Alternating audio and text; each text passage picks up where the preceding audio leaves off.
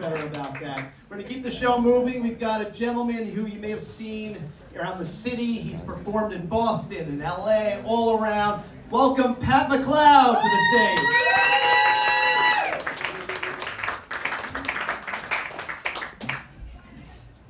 I know that I look very abductable.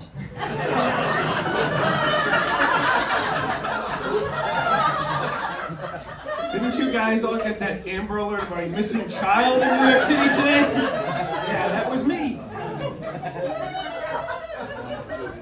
Well, I'm actually 39. Yeah. And looking young, it is difficult for me, especially when I go out to restaurants with my wife. Because when the waiter comes over, the waiter always asks my wife if she wants a drink and if I want a box of crayons. I'm going to give you guys an idea of how young I am. Do you know that I look so young, I make Kevin Spacey a bit squeamish?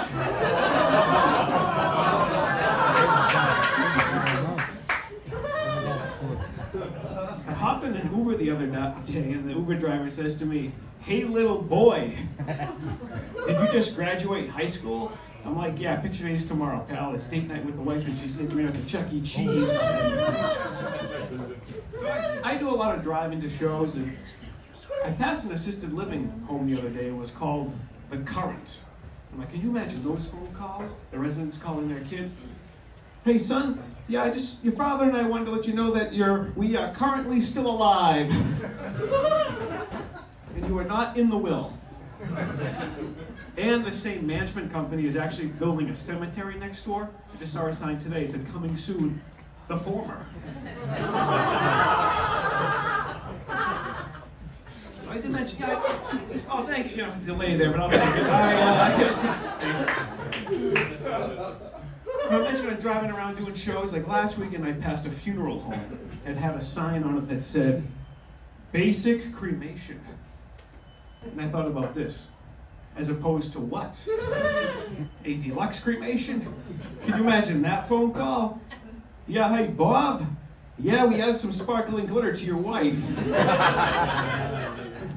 You can come pick up this afternoon. We got looking like a disco ball."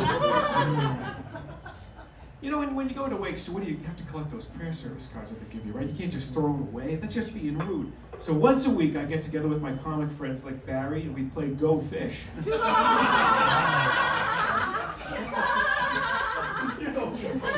So it's like, "Hey Barry, do you have one heart attack? Go fish. Do you have one death under a suspicious circumstance?" As a matter of fact, I do. I heard a laugh in the back. I like that. All right.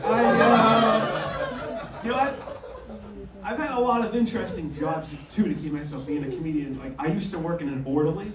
I mean, as in a hospital as an orderly, and doctors would send me to go pick up their patients. And sometimes the patients would ask me questions, and I'd have to politely answer them. Like I remember this one time I was wheeling this sweet little lady to pre-op. She leans back on the stretcher and she says, "Is this my last ride?" I said, "Probably." But now I'm in the materials department. I'm still in the operating room. And so I go into rooms and they're always like chiseling away at people like, "Hey Pat, how's that New York set coming along?" I'm like, "Hey, good." Hey.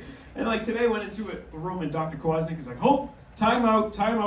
My patient doesn't need anesthesia. Pat just walked in. He's going to tell my patient one of his jokes." Thank you. That was today, and now I'm here for you guys, so thanks very much.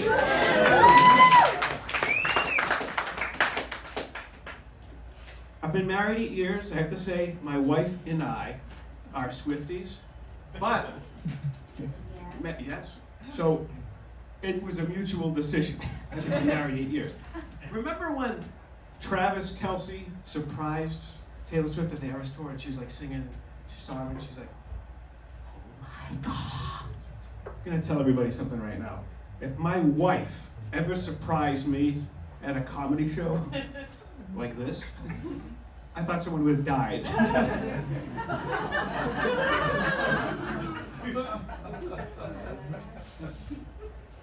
This is exciting for Friday Night New York City because I need to tell everybody something. My career has been skyrocketing. Woo! I just did 2 back-to-back nursing home gigs. So this is something. And right where you guys are sitting, right? I heard, don't worry, just relax. Because what I'm going to say now is going to make it a lot easier. Where you guys are sitting, I'm hosting, so this is okay. I'm supposed to be doing 20 minutes.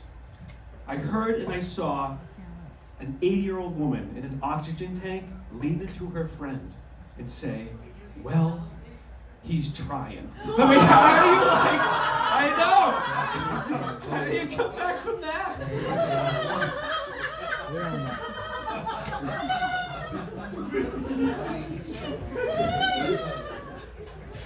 I'm Irish Catholic. Any Irish Catholics here? I haven't been to church in years, but that's okay. You know, God doesn't go to my shit.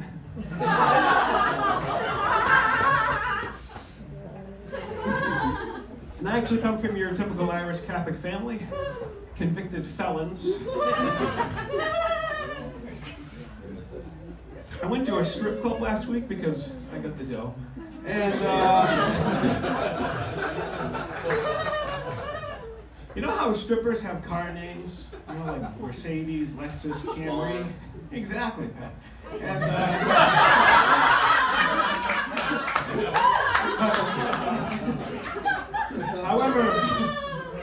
however, the strippers that I went to were named after boxes of cereal. Yeah, it turns out Trix is not for kids. Frosted Flakes, she's great. And the Penny Lucky Charms is not magically delicious. I spent $50 on her. I had to get change from shredded wheat. I'm obsessed with meeting celebrities. That's what I love to go do. And I did some shows out in LA. And I met Bono going into a restaurant. And I went up to him and I said, "Hey man, have a beautiful day." He looked at me and he said, "You too." Drove down to Atlantic City and back in one day to meet Charlie Sheen. I know I got up into his photo op line and I said, "Hey man, can I ask you a question?" He said, "Yeah." I said, "How did you even contract HIV?" He said, "Between 2.5 men." Hey, that's my time. Thanks guys. Thanks for having me. Thank you.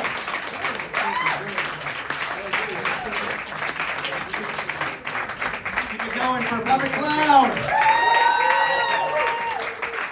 Bring out the next comic in a second. I have to find that woman with that amazing laugh in the back. Where is she? Or maybe it's a dude. I don't even care who it is. But keep that laugh going. I think Pat put her right into an orgasm. Good job, Pat. Good job. Between Pat and Tyler, right? It started with